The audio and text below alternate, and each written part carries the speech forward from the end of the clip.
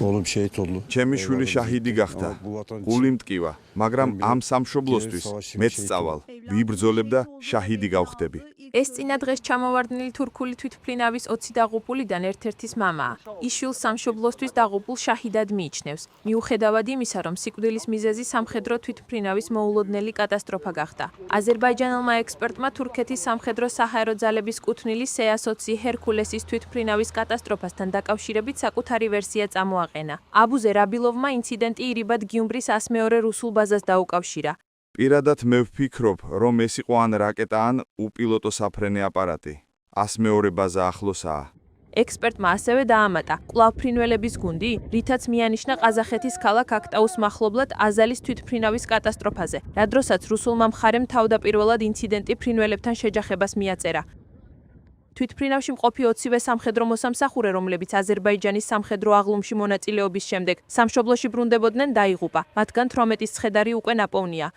დღეს ღრმა მწუხარებით შევიტყვეთ, რომ C-150 სამხედრო თვითმფრინავი, რომელიც აზერბაიჯანიდან ჩვენს ქვეყანაში მოემართებოდა, კატასტროფა განიცადა.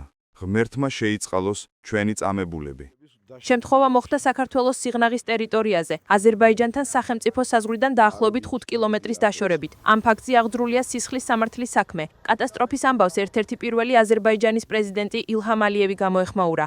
ჩვენ ღრმად შეძრწუნებულები ვართ განჯიდან აფრენილი თურქეთის სამხედრო საჰაერო ძალების სამხედრო სატრანსპორტო თვითმფრინავის კატასტროფის შედეგად სამხედრო მოსამსახურეების დაღუპვის ამბით. ამ მძიმე წუთებში ვიზიარებთ თქვენს მწუხარებას.